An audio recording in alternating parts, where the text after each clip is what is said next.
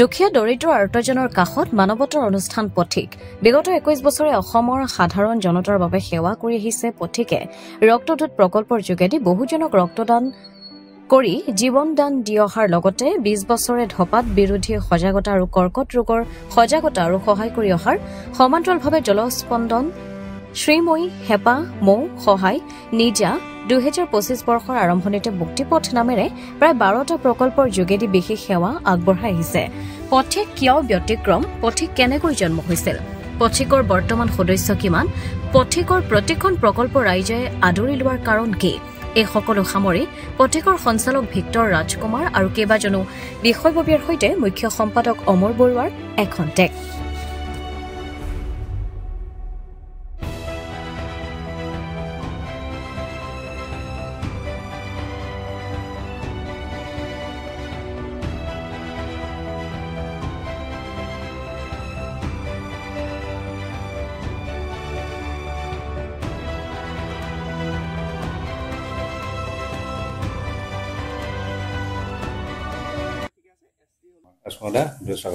নমস্কাৰ ধন্যবাদ আপোন মতে নতুন বছৰ শুভেচ্ছা জ্ঞাপন কৰিছো ধন্যবাদ আমি ইতিমধ্যে আপোনাৰ পৰা জানিব বিচাৰিছো পথিক মানৱতাৰ বাবে বিশেষ নাম আৰু পথিকে প্ৰায় 20টা বছৰৰ পৰা অসমৰ জনজীৱনৰ লগত বিশেষভাৱে কাম কৰি আছে একাত্মভাৱে আমি কোন মতে চমুকৈ জানিব বিচাৰিছো পথিক জন্মৰ আৰু কাহিনী জানিব বিচাৰিছো পথিক জন্ম হৈছিল 2 আগষ্ট 2003 চনত আৰু পথিক আসলতে এটা সাহিত্যৰ আড্ডাৰ যোগেদি জন্ম হোৱা এটা অনুষ্ঠান সাহিত্য কৰিছিল চৰ্চা সেই সময়ৰ আমি এটা গোট সাহিত্যৰ গোট হিচাপে আমি ঘোৰা পকা কৰিছিলো সেই সময়ত ডক্টৰ বেনু গগৈ মানিক শইকীয়া এতিয়া ডক্টৰ মানিক শইকীয়া তেতিয়া মানিক শইকীয়া স্যাৰ আৰু তেনেকে নমিতা শইকীয়া তেনেকে কেইবাগৰাকীও ব্যক্তি আছিল ৰঞ্জিত গগৈ আছিল উজ্জ্বল পাগাম বিপুল ৰেগন এনেকৈ প্ৰায় 20 গৰাকী মান সাহিত্যৰ ক্ষেত্ৰত থকা লোকসকলে আমি একেলগে আড্ডা কৰিছিলো সেই সময়ত আৰু বিশেষকৈ কবিতা আড্ডা হৈছিল আৰু সেই আড্ডাত মাজে দিয়ে সেই সময়ত প্ৰায় যোৰহাটৰ দাঁতিকাষৰী অঞ্চলত বানৰ এটা সমস্যা খুব হৈছিল সেই সময়ত আৰু সেই সমস্যাসমূহতে প্ৰায় সাধাৰণতে দেখা যায় যে কিবা এনেকুৱা বান সমস্যা বা হলে বান সাহায্য দিয়াহে দেখা যায় কিন্তু সেই মুহূৰ্তত এনেকুৱা এটা হৈছিল যে সাহায্যটোই মানে পৰ্যাপ্ত নাছিল তো বেনুগৈ ছাৰে সদায় আমাৰ খুহুতীয়াভাৱে আমাক কথাবিলাক কয় সদায় তেনেকে টিগিল গিলে ঘূৰি ফুৰিবি নেকি এই মানুহবিলাক দেখা নাই কিমান বানত ককপকাই আছে কিবা এটা নকৰ কেলে বোলো কৰিম ছাৰ বোলে কি কৰিবি তই ভাব কাইলৈ মোক জনাবি তই মোক এতিয়া মই কৈছো নহয় তই কাইলৈ মোক জনাবি কি কৰিবি তাৰপিছত হ'ল পিছদিনাখনি ঘূৰি পকি আমি চিন্তা কৰি পেলাই সেই একেডোখৰ জেগাতে ঠাইতে আমি আলোচনা বহি পেলাই কৈছে ছাৰ চবেইটো বান সাহায্য দি আছে আমি অকণ বেলেগ কৰোঁ বুলি কি কৰিবি আপোনাৰতো ছাৰৰ তেতিয়া খুব মানে ষ্টুডেণ্টবিলাক মানে ছাত্ৰবিলাক ইমান আছিলে কোনোবা ডক্টৰ কোনোবা ইঞ্জিনিয়াৰ এনেকুৱা বিলাক আছে আৰু প্ৰত্যেকজন ছাত্ৰৰ লগত ছাৰৰ খুব মধুৰ সম্পৰ্ক মই আচৰিত এজন শিক্ষক পালো যাৰ আৰম্ভণিৰ পৰা শেষলৈকে প্ৰত্যেকজন ছাত্ৰই তেওঁৰ মানে খুব মানে বন্ধু সেইটো এটা বেলেগ ধৰণৰ ছাৰৰ এটা গুণ দেখিছিলো বহুত শিকিলো ছাৰৰ পৰা তেতিয়া বোলো ছাৰ আপোনাৰ এনেকুৱা আছে নহয় আপুনি দুটামান ফোন কৰি দিয়ক ডক্টৰ দুজনমান ওলাব আৰু কোনো নাম কেইটামান ক'লো তেওঁলোকক ফোন কৰি দিলে ঔষধ কেইটামান দিব আমি গৈ পেলাই হেৰিকে কৰোঁ স্বাস্থ্য শিবিৰকে কৰোঁ আৰু বাকী খোৱা বস্তু মিলে আৰু ঠিক আছে হ'ল বহি থাকোঁতে ঠাউকতে 3জনলৈ ফোন কৰিলে 2জন ডক্টৰ ওলালে এজনে 2খন গাড়ী দিম বুলি ক'লে এনেকে গোটেই হৈ গ'ল ফোনতে হৈ গ'ল কোনো একো কৰিবলগীয়া নহয় হ'ব চাহটো মই খুৱাই দিম ছাৰে নিজে ক'লে তাৰ পৰা তেনেকে আৰম্ভ হ'ল তাৰপিছত ৰচোন কি কৰিবি এতিয়া কোন যাব তহঁতি কোন যাবি ছাৰ আমি যাম নাম কি দিছ ভবাই নাই ভাবচোন ভাব লগে ভাব কথা নাই বতৰা নাই এনেই পথিক মুখৰ পৰা ওলাই গ'ল পথিক এই পথিকটো ভবাই নাই মানে নিজে আপুনি হ'ব দে তাই ক'লে হ'ব দে এইটোৱে হ'ব দে এতিয়া পিছত চিন্তা কৰিম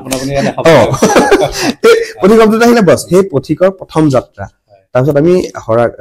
এই গৈ পেলাই আমি এটা অঞ্চলত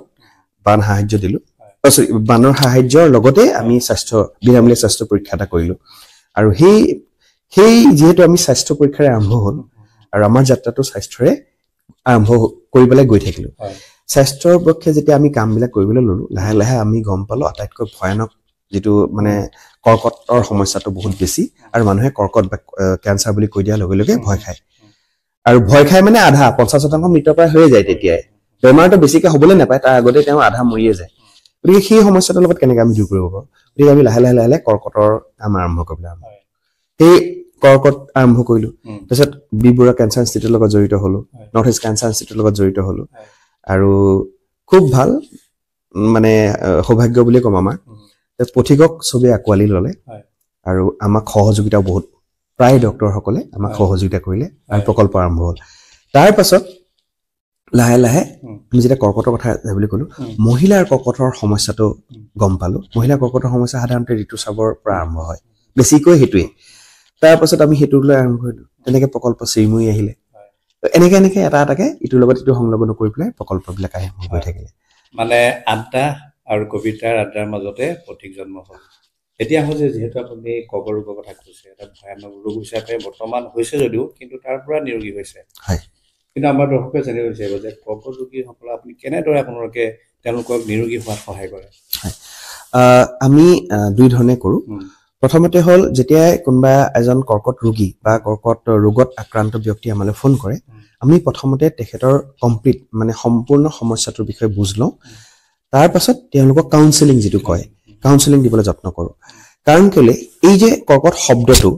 বেমাৰটো আৰু মানুহজনৰ মানসিক সমস্যা এই দুটাৰ মাজৰ যেটো ব্ৰিজ হেটো ভাঙিবলৈ যত্ন কৰো কাৰণ কেলে আমি চৰ্দি বা কাহ হলে কি কৰো আমি গুৰুত্ব নিদিওঁ সেই গুৰুত্ব নিদিওঁ কাৰণে আমাৰ সেই চৰ্দি বা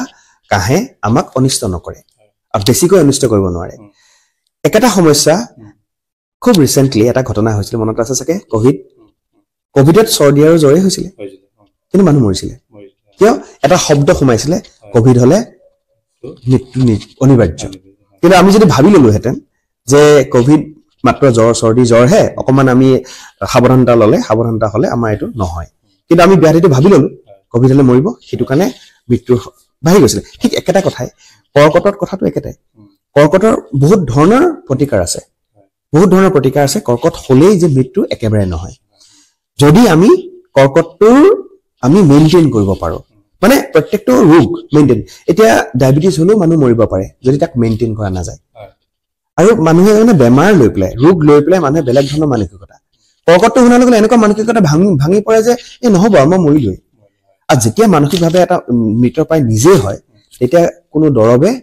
কাম নকৰে আৰু সেই বস্তুটো আমি চেষ্টা কৰো তেওঁৰ মানসিকতাটো সলনি কৰিবলৈ চেষ্টা কৰো আৰু তাৰ পাছত আমি যিসকল ডক্টৰ তেওঁৰ লগত কোনটো পদ্ধতিত নিলে বা কোনজন ডক্টৰে তেওঁৰ লগত কথা পাতিলে বা কেনেকে ধৰণে গাইড কৰিলে ভাল হ'ব তেওঁলোকৰ লগত আমি যোগসূত্ৰটো কৰো তাৰ পাছত বাকি ডক্টৰৰ পৰামৰ্শৰ পৰা বা যিখিনি কাম থাকে সেইখিনি আমি তেওঁলোকক সহায় কৰিবলৈ যত্ন কৰো বৰ্তমান সময়লৈকে পথিকৰ যোগেদি কিমানজন ৰোগী আচলতে ভাল হৈছিল কৰ্কট ৰোগত মই নিজে কাউন্সেলিং কৰা 183 জন আজি পৰ্যন্ত জীয়াই আছে গতিকে সেইটো মই ভগৱানৰ কৃপা বুলি কম কাৰণ যিসকল ৰোগক মই নিজে কাউন্সেলিং কৰিছো আৰু আজি প্ৰায় বিগত 15 বছৰে তেওঁলোক যোগসূত্ৰত আছে আৰু তাৰ ভিতৰত মাত্ৰ 3 গৰাকীহে ঢুকাইছে আৰু হেতু পাৰ্সেন্টেজ হিচাপত আমি সাকসেসফুল বুলি ক'ব লাগিব আসলে কৰ্কট ৰোগক জয় কৰিছে খুবই ভাল কথা ইয়াৰ পিছতে হ'ল জলস্পন্দন হয় এটা খুব আদৰ্শনীয় প্ৰকল্প বুলি ক'ব আৰু জল আসলে খুব পৰিষ্কাৰ পৰিচ্ছন্ন শুদ্ধ হ'ব লাগিব খুব চমুকৈ জলস্পন্দনৰ বিষয়ে কওকচোন জলস্পন্দনটো আমি বিশেষকৈ খোৱা পানীৰ প্ৰকল্প এটো যিসকলে খোৱা পানীৰ সমস্যাত ভুগিছে বা যিসকল খোৱা পানী বা তেনেকুৱা ধৰণৰ পানীৰ সমস্যা আছে তেওঁলোকে যেতিয়া আমাক যোগাযোগ কৰে সেই সকলক আমি খোৱা পানী কেনেকৈ আমি সেই খোৱা পানীটো দিব পাৰি হেতুৰ প্ৰকল্প আমি কৰো বিশেষভাৱে ইয়াত আমাৰ জুহাটৰ ONGC আমাক সহায় সহযোগ কৰিছে আৰু বৰ্তমান সময়ত আমি যেহেতু প্ৰায় 22খন থানা হাঙুৰি পেলাই প্ৰায় 193খন গাঁও এই 22খন থানাৰ সংলগ্ন হৈ থকা গাঁৱত আমি পানী যোগানৰ ব্যৱস্থাটো কৰিছো আৰু লগতে যোৱা বছৰ আমি টিয়ক চিকেবি কলেজত খুব অত্যাধুনিকভাৱে আমি খোৱা পানী ব্যৱস্থা এটা কৰিলো য'ত তাৰমানে এটা সুইচতে পানী নিজে নিজে পানী চলে আৰু স্বয়ংক্ৰিয় হয় এইটো আৰু গ্লাছটো লগাই দিয়াৰ লগে লগে পানী ওলায় তাৰমানে এইটো আমি যেহেতু কি হয় কেতিয়াবা কলেজ বা বিদ্যালয় বা ছাত্ৰ ছাত্ৰীসকলে কি কৰে কেতিয়াবা টেপটো খুলি পেলাই এই থৈ গুচি আহে পানী যদি নাই পিছত পানীটো আহিলে পৰি থাকে পানী নষ্ট হয় আৰু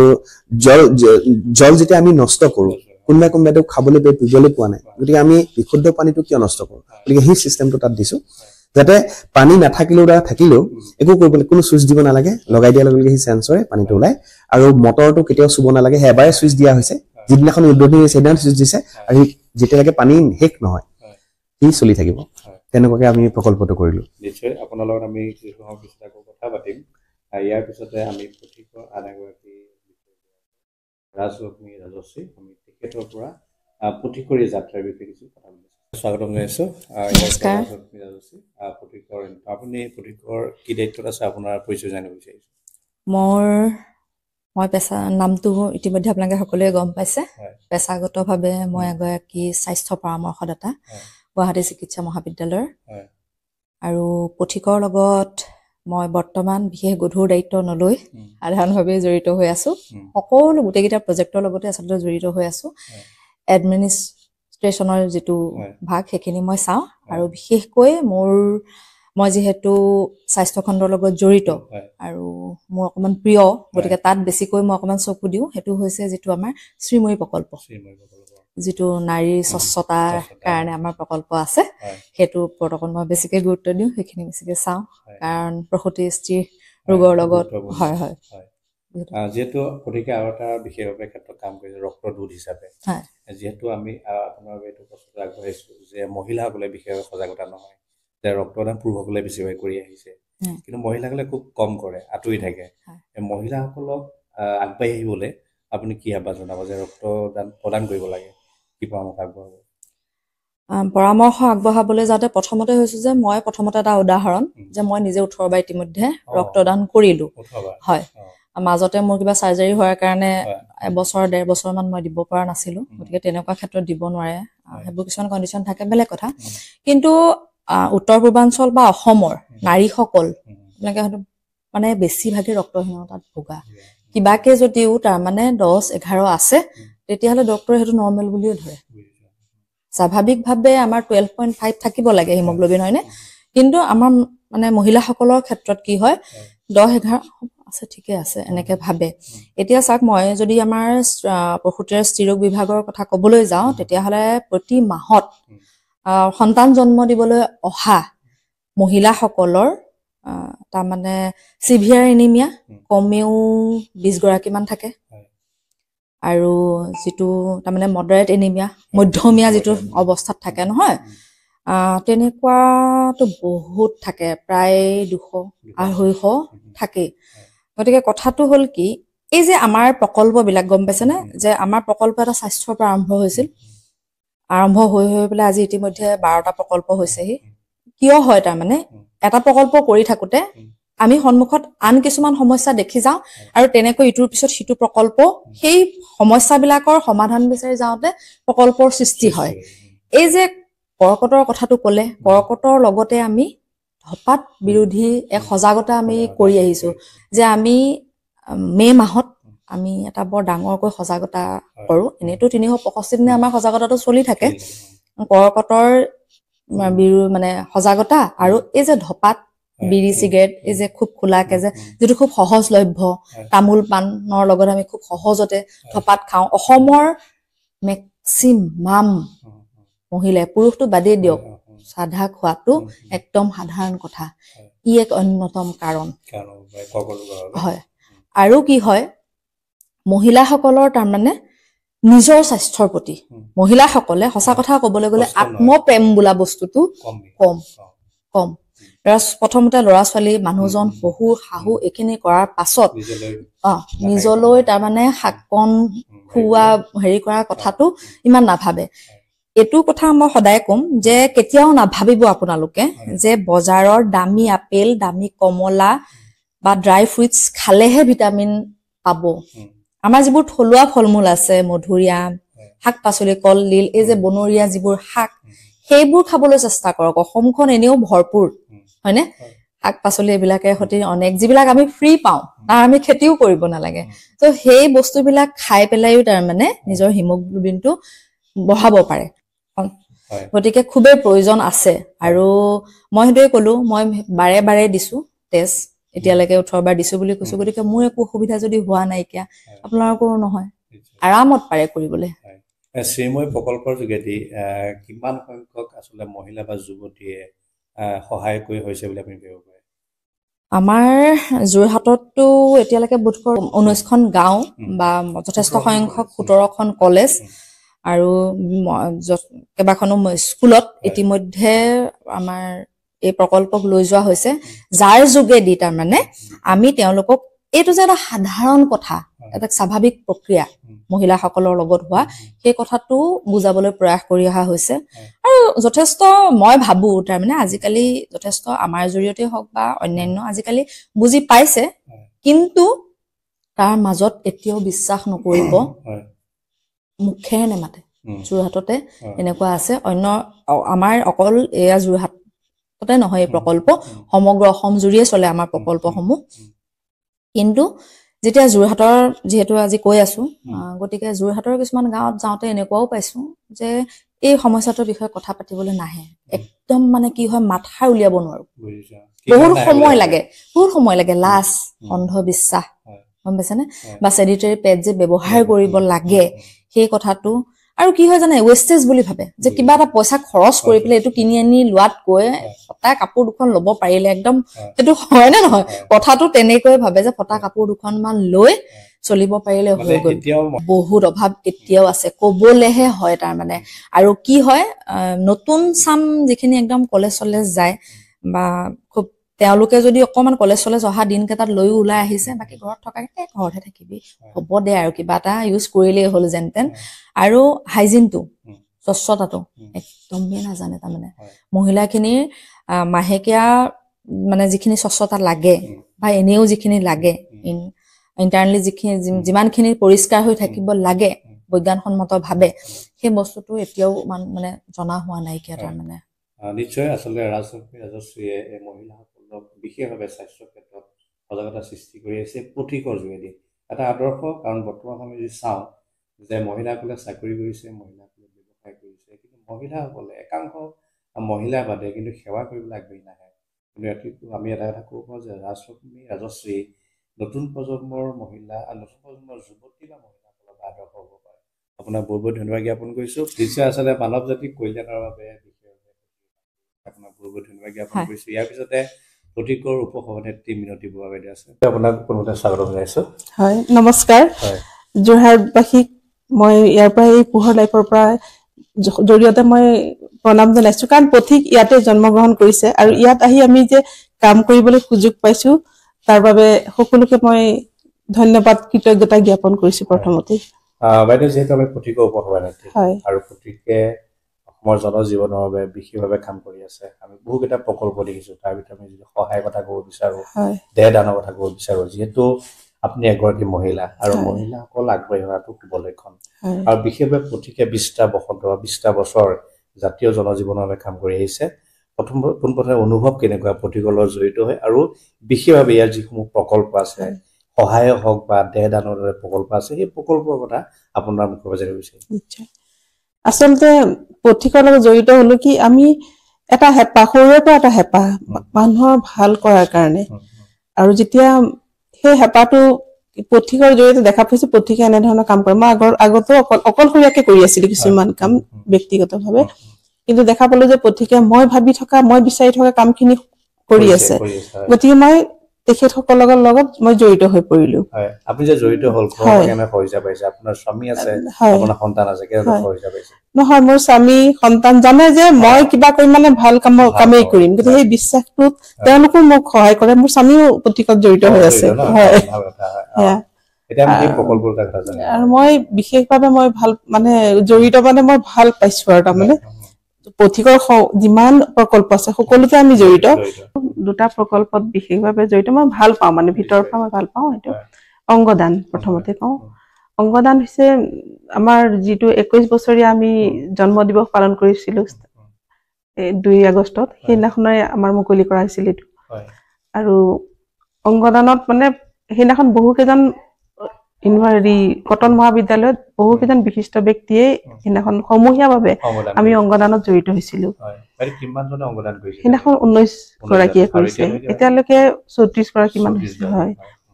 আৰু অংগদান মই ভাবো যে মানৱ সমাজলৈ এটা সৰ্বোচ্চ দান কাৰণ মৃত্যুৰ পিছতো জীৱন দি যোৱাৰ এটা মানে পথ আৰু মৃত্যুৰ পিছতো সকলোকে জ্বলাই শেষ কৰি দিয়ে একো নাথাকে নতুন জীৱন পাব হয়তো 8জন মান মানুহে চকু কিডনি এনেকে লৈ পাব মৃত্যুৰ পিছতো জীয়াই থকাৰ এটা মাধ্যম মই ভাবো আৰু এইটো আচলতে 10 মিনিটৰ ভিতৰতে পথিকক জনাব লাগে তাৰ পিছত পথিকে লৈ যাব মেডিকেলত যিখিনি লাগে কিছুমান সময় থাকে যিখিনি চিকিৎসকসকলে জানে সেইমতে তেওঁলোকে লৈ ল'ব যিখিনি দৰকাৰী এনেকুৱা আৰু আমি দিছো গতিকে ঘৰুৱাভাৱেও কিছুমান কিন্তু মানে অসুবিধা আহি পৰে ঘৰৰ মানুহে দিব নোখোজে ময়ো তেনেকুৱা পাইছিলো যে কিয় দিব লাগে কিন্তু দেখা যায় যে মৃত্যুৰ পিছত এতিয়া মোক মা বা বাইদেউ যোনে যি মাতি আছে মৃত্যুৰ পিছত লগে লগে বডি হৈ গলো বডি লগে লগে যিখন বিচনাত মই সদায় শুই আহিছিলো তাৰ পৰা তলত নমাই দিব তাৰপিছত জ্বলাই থৈ আহিব এই সকাম নিকাম পতাৰ পিছত শেষ কিন্তু একো নাথাকে কিন্তু সেই অংগখিনি যদি দিয়া যায় তেওঁলোকৰ মাজত আমি জীয়াই থাকিম আৰু তেনেকুৱা বহুত সংসাৰ আছে তেওঁলোকে ভালকে মানুহ আছে তেওঁলোকে ভালকে জীয়াই থাকিব সেইটো এটা খুব মানৱ সমাজলৈ এটা খুব মহৎ মানে দান বুলিয়ে ক'ব পাৰিম আৰু এটা খুব ডাঙৰ কথা যে ভাল লগা কথা যে কিছুদিন আগত আমি অহাৰ আগদিনা এখন সত্ৰৰ গুৱাহাটীৰ সত্ৰাধিকাৰীও তেওঁ জন্মদিনত তেওঁৰ অংগ দান কৰিছে সাধাৰণতে ধৰ্মৰ লগত জড়িত মানুহে নিদিয়ে এটা অন্ধবিশ্বাসৰ বলি হৈ থাকে কিন্তু তেখেত যে ইমান এটা মানে মহৎ পদক্ষেপ লৈছে আমাক পথিকৰ সকলোকে মাতি নিছে মাতি নি তেওঁৰ জন্মদিনত মানে সমূহীয়াভাৱে মানে শতাধিক ভকত বৈষ্ণৱৰ সন্মুখত তেওঁৰ পৰিয়ালৰ সন্মুখত তেওঁ শপতনামা পাঠ কৰিছে আৰু সকলোকে আহ্বান জনাইছে এই সুযোগটো লওক যে এটা মহৎ কাম কৰাৰ সুযোগটো আপোনালোকে লওক মৃত্যুৰ পিছতো জীয়াই থকাৰ সেইটো তাৰ পিছত মই আৰু এটা প্ৰকল্পত জড়িত হৈ আছো মইনো আমি আৰু হেঁপাহ হৈছে বিশেষভাৱে সক্ষম ব্যক্তিসকলক মানে তেওঁলোকে কিবা এটা কৰি খোৱাৰ উপায় দিয়া যিসকলে মানে কৰিবলৈ ইচ্ছা আছে কিন্তু কৰিব পৰা নাই মানে আৰ্থিকভাৱে দুৰ্বল তেনেকুৱা এঘৰ মানুহ মিৰ্জাৰ বুবুল দাস নামৰ তেওঁ 80% চকুৰে নেদেখে তেখেতসকলে যোগাযোগ কৰিছিল ভিক্টৰ ৰাজকুমাৰৰ লগত আৰু তেতিয়া আমি গৈ পেলাই তেখেতৰ ঘৰত গৈ দেখিছিলো যে হয় তেখেতে সঁচা কথা কৈছে গতিকে আমি এখন স্বয়ংক্ৰিয় এখন গাড়ী তেওঁ কৰি খাব পৰা উপাৰ্জন কৰিব পৰাকে এখন গাড়ী আমি ব্যৱস্থা কৰি তাতে তেওঁ সংস্থাপন দি আহিছিল চৰ্ত যে পথিকে য'ত জড়িত হৈ থাকে তাত ধপাত জাতীয় কোনো ধৰণৰ বস্তু মানে ব্যৱহাৰো নহয় বা তাত তেওঁ ব্যৱসায় সেইটো ধপাত জাতীয় বস্তুৰ ব্যৱসায় কৰিব নোৱাৰে গতিকে তেখেতে মানি লৈছিল আৰু তেখেতে সেই আমি যি সংস্থাপনৰ কাৰণে ব্যৱস্থা কৰিছিলো তেওঁ সেইটোৰে তেওঁ উপাৰ্জন কৰি তেওঁৰ পৰিয়ালটো এতিয়া চলি আছে সঁচাকৈ আমি যদি চাওঁ যে অসমত আজি পথিকক বিশেষভাৱে মৰম আৰু সহযোগিতা আগবঢ়োৱা এটাই কাৰণ হ'ব পাৰে যে পথিকে জাতীয় জীৱনৰ লগত বা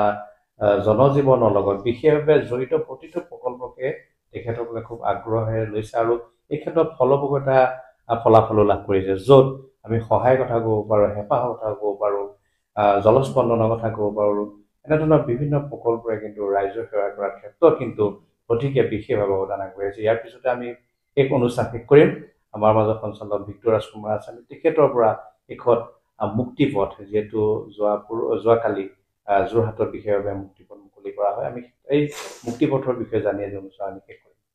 ভিতৰতে ইতিমধ্যে মুক্তিপথ মুকলি হ'ল আৰু এটা যোৰহাটবাসী বহুদিনীয়া অভাৱ এটা পূৰণ কৰিলে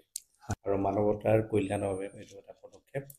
মুক্তিপথৰ বিষয়ে আমি খুব চমুকৈ অনুষ্ঠান শেষ কৰিম চমুকৈ জানিব বিচাৰিছোঁ প্ৰথম কথা হ'ল কি মুক্তিপথ প্ৰকল্পটো আমি দুৰ্গতসকলৰ কাৰণে প্ৰথম সেইটোৱে কথা আৰু দুৰ্গত মানে যিসকল আচলতে খাটি খোৱা লোক আৰ্থিক সংকটত আৰ্থিক দীনতাত ভোগে তেওঁলোকৰ কাৰণে সৃষ্টি কৰা এটা প্ৰকল্প য'ত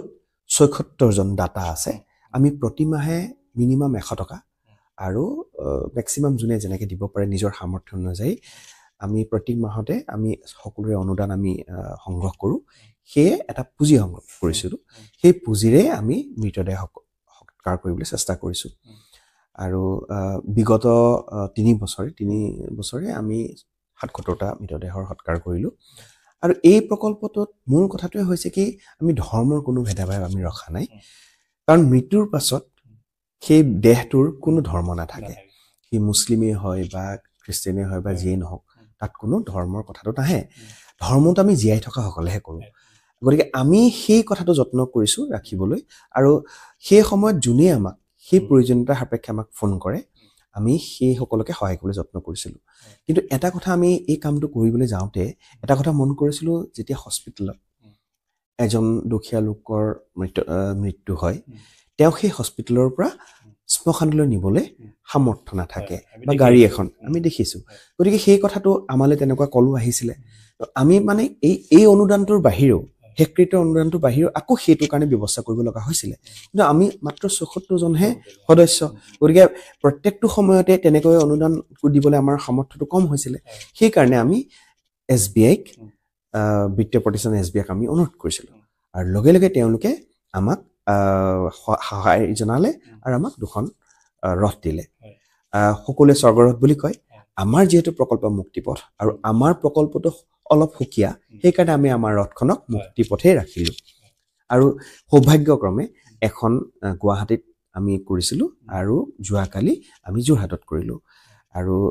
তুমি যিটো ক'লা যে বহুদিনীয়া পূৰণ আৰু এইটো আমাৰ কাৰণে সৌভাগ্য যে যোৰহাটৰ এটা অপূৰণীয় যিটো ইমান দিনে পূৰ্ণ হৈ নথকা এটা দিশত আমি সহায় কৰিবলৈ সহায় কৰিবলৈ সক্ষম হ'লোঁ তাৰ কাৰণে আমি SBIক বিশেষকৈ কৃতজ্ঞতা জনাব লাগিব আৰু এই প্ৰকল্পটোৰ আৰম্ভণি সময়কণত এজন ব্যক্তি ওতঃপ্ৰোতভাৱে লাগি আছে তেওঁৰ নাম ক'বই লাগিব সেইজন হৈছে আমাৰ সঞ্জীৱ শইকীয়া যোৰহাটৰ এজন ল'ৰা সাংবাদিক আছিল এতিয়াও সাংবাদিক কিন্তু তেওঁৰ যিটো মহানুভৱতা আৰম্ভণি হৈছিলে 2021 চনৰ অক্টোবৰত 5টা মৃতদেহ 5 মাহে পৰি থকা পৰিত্যক্ত মৃতদেহ সৎকাৰৰে আৰু সেই তেওঁৰ সাহসতে আমি আজিও মই ক'বলৈ সুখী হ'ম যে কালি উদ্বোধনী হোৱা মুক্তিপথ আজি 2টা মৃতদেহ সৎকাৰ কৰিবলৈ আগবাঢ়ি মানে মুক্তিপথ আজিৰ পথত যোৰহাটৰ পথত চলিল আৰু সেইটো চলাইছে আমাৰ সঞ্জীৱ শইকীয়াই গতিকে নাম ল'বই লাগিব কাৰণ যি কাম কৰে তাৰ মূল্যটো সাধাৰণতে খুব কম মানুহে দিয়ে নেদেখে আৰু আমি 21 বছৰীয়া হ'লোঁ কিন্তু আজিহে পোহৰ লাইফৰ থ্ৰুৱেদি আমি যোৰহাটৰ চাকে আমি সমাগমৰ লগত আমি চিনাকি হৈছোঁ বা যোৱাকালিৰ মুক্তিপথৰ থ্ৰুৱেদিহে চিনাকি হৈছোঁ কিন্তু এই কথাটো হয় যে কাম বহুত কৰিব লগা আছে আৰু কামৰ মাধ্যমবিলাক বেলেগ বেলেগ হয় আৰু সদায় মাধ্যমেহে এটা মাধ্যম লাগে যাক আমি মানুহৰ ওচৰলৈ যাওঁ আৰু মানৱ সমাজৰ কাম কৰিবলৈ মাধ্যম লাগিবই আৰু সেই কথাটো এটা মাধ্যমৰ থ্ৰুৱেদিহে যায় য'ত মিডিয়া পোহৰ লাইভ এটা মিডিয়া গতিকে পোহৰ লাইভে এই মানুহৰ কাষলৈ লৈ যোৱাত এই যিটো সহায় কৰিছে আমাক তো সেইটো ভাবোঁ আমি যোৰহাটৰ প্ৰত্যেকজন লোকক চুবলৈ সক্ষম হ'ম প্ৰিয় দৰ্শক আচলতে আমি চাওঁ যে জীৱন্ত মানুহৰ লগতো আজিকালি কিন্তু কাম কৰা মানুহৰ অভাৱ এই মুহূৰ্তত আমাৰ ভিক্টৰিয়াছ কুমাৰ ডাঙৰীয়াই ক'লে যে সঞ্জীৱ শইকীয়া আমাৰ নতুন প্ৰজন্মৰ আদৰ্শ হ'ব পাৰে তেওঁ পেছাত সাংবাদিকতা কৰে তাৰ মাজতো কিন্তু মুক্তিপথৰ যোগেদি এইসকলে কাম কৰি আহিছে এটা সুৱলেখন আৰু এটা আমি বিশেষভাৱে ক'ব বিচাৰোঁ যে আপোনালোকে যে ভিক্টৰিয়াছ কুমাৰ দেখিছে যে মুক্তিপথ কিন্তু প্ৰয়োজন হ'লে চালকৰ আসনতো বহে ভিক্টৰিয়াছ কুমাৰ এইটো আদৰ্শ এইবাৰ আদৰ্শ বুলি কৈছোঁ বৰ্তমান সময়ত একাংশ ব্যক্তিয়ে কিন্তু এনেধৰণৰ কৰাৰ পৰা বিৰত থাকে ভিক্টৰিয়াছ কুমাৰে নিজে প্ৰকল্প আচলতে পথিকৰ সঞ্চালক তাৰ পাছতো কিন্তু গুৱাহাটীত বিশেষভাৱে মুক্তিপথৰ চালক হৈ কিন্তু বিশেষভাৱে পৰিয়ালসকলক কিন্তু সহায় সহযোগিতা আগবঢ়াইছে সেইটো কাৰণে বিশেষভাৱে আপোনাক ধন্যবাদ জ্ঞাপন কৰিছোঁ। ধন্যবাদ। আচলতে আমি যিহেতু কাম কৰিছোঁ আৰু আমি স্বেচ্ছাসেৱক, গতিকে স্বেচ্ছাসেৱক বুলি কৈ নিজে যদি কামটো নকৰোঁ তেতিয়াহ'লে কেনেকৈ হ'ব? গতিকে সেইটো আদৰ্শ আমি আনক ক'লেতো নহ'ব, নিজে কৰিব লাগিব। গতিকে আমি নিজেহে কৰিছোঁ, আমাকতো কোনেও জোৰ কৰা নাই। গতিকে নিজে কৰা কামটো নিজে যদি কৰিবলৈ লাজ কৰোঁ তেতিয়াহ'লে আমি মানুহৰ কাষলৈ কেনেকৈ যাম? গতিকে আমি প্ৰত্যেকজনে, আমাৰ প্ৰত্যেকজন সদস্যই দেখি আচৰিত হ'বা, প্ৰত্যেকজন সদস্যই লেতেৰা হৈ আছে, ঝাৰুটো নিজে মাৰে। আমি চুইপাৰলৈ ৰৈ নাথাকোঁ। সেইদিনাখনি আমাৰ আমাৰ সেই কাৰ্পেটখন পাৰি থোৱা আছে, তাতে কোনোবাই গছকি পেলাই লেতেৰা কৰিলে। এতিয়া আলহীসকল আহিব, গতিকে কাৰ্পেটখন চাফা কৰিবৰ কাৰণে আমি চুইপাৰজনলৈ ৰৈ থকা নাই, কাষতে ঝাৰু লৈ আছে, মই মাৰি দিলোঁ। দুজন মানে সেইটোকে ভিডিঅ' কৰি কৈছে। আচলতে আমি নাভাবোঁ এইটো এটা কৰ্মহে, আৰু কোনোবা চুইপাৰটো তেওঁৰ মানুহ, কাৰণ সেই কামটো তেওঁ যদি নকৰে সেই কামটো বেলেগে কৰিব নোৱাৰে। প্ৰতীক কিন্তু সামাজিক অনুষ্ঠানৰ বাবে আদৰ্শ হ'ব পাৰে, যিসমূহ সামাজিক অনুষ্ঠান আছে সেইসকলৰ বাবে আদৰ্শ। মই যদি আদৰ্শ হয় তেতিয়াহ'লে মই সৌভাগ্য হ'ম, সমাজখন উন্নতি হ'ব, ভাবোঁ। যদি পৰিকল্পনা কি আছে? যিহেতু মৃত্যুৰ লগত আমি জড়িত হোৱাৰ কথাখিনি ক'লোৱে, মুক্তিপথ। এতিয়া জীয়াই থাকিবলৈ হেঁপাহ যিবিলাক আছে, বিশেষকৈ স্বাস্থ্যৰ ক্ষেত্ৰত, তাৰ কাৰণে আমি চিন্তা কৰি আহিছিলোঁ বহুদিনৰ পৰা। তো এইবাৰ অতি সোনকালে আমালৈ এম্বুলেঞ্চ আহি আছে। তো এম্বুলেঞ্চৰ ব্যৱস্থা এটা হ'বলৈ গৈ আছে যোৰহাটত আৰু গোলাঘাটত দেই। এতিয়া প্ৰথমতে আমি গোলাঘাটত কৰিম, কাৰণ আমি অসমৰ বিভিন্ন যোৰহাটৰে হৈছে, গতিকে আমি গোলাঘাটৰ কাৰণে আগবাঢ়িছোঁ। তাৰপিছত আমি যোৰহাটলৈ আকৌ আহিম। তাৰপাছত আমি বিশেষভাৱে এইটো কাম সাধাৰণতে কৰা নহয়, জেইলবিলাকত যিটো মহিলাৰ চেল আছে, এই চেলবিলাকত আমি এটা প্ৰকল্প, আমাৰ শ্ৰীময়ী 2 বুলি এটা প্ৰকল্প আৰম্ভ কৰিম। সেইটো স্বাস্থ্য, এই মহিলাৰ স্বচ্ছতাৰ ওপৰত। গতিকে যিমানখিনি অসমৰ জেল আছে চবতে আমাৰ এই প্ৰকল্পটো হ'বলৈ গৈ আছে। হয়, এইটো এই দুটা প্ৰকল্প আহিবলগীয়া অনাগত দিনত হৈ আছে। আৰু কিমান সৰু সৰু প্ৰকল্প আছে, সেইখিনি আহিম বাৰু পিছলৈ, কিন্তু এইকেইটা মূল প্ৰকল্প ভাবিছোঁ। এই দুটাই আমি অকণমান বেলেগ ধৰণৰ চিন্তা এটা আমি দিব পাৰিম, কাৰণ সাধাৰণতে জেললৈ বিভিন্ন ক্ষেত্ৰত বিভিন্ন যায়, কিন্তু জেলৰ স্বাস্থ্য বা এনেকুৱা সম্পৰ্কীয় দীঘলীয়া যাত্ৰাত সাধাৰণতে কৰ্মৰত নহয়। আমি ভাবিছোঁ এবছৰীয়া পৰিকল্পনা, প্ৰত্যেকখন জেলত এবছৰ আমি কাম কৰিম। আৰু অসমত এতিয়া প্ৰথম ফেজত আমি 14খন জেল লৈছোঁ, মানে আপাৰ যোৰহাটৰ পৰা আৰম্ভ কৰি এইবাৰ শিৱসাগৰ এনেকৈ 14খন জেল আমি প্ৰথম পৰ্যায়ত এবছৰ আমি কাম কৰিম স্বাস্থ্য সজাগতাৰ পৰা, মহিলা আৰু স্বচ্ছতাৰ ওপৰত। হয়, তাৰপৰা ছেকেণ্ড ফেজত আমি নেক্সট 15খনত কৰিম, মানে টোটেল প্ৰায় 29খন জেলৰ লগত কাম কৰিম। বহুত আচলতে খুব ভাল খবৰ। পুনৰবাৰ কওঁ যে যিটো সাধাৰণতে আমাৰ চৰকাৰে কৰি থাকে, সেইসমূহ আঁচনিকে বিশেষভাৱে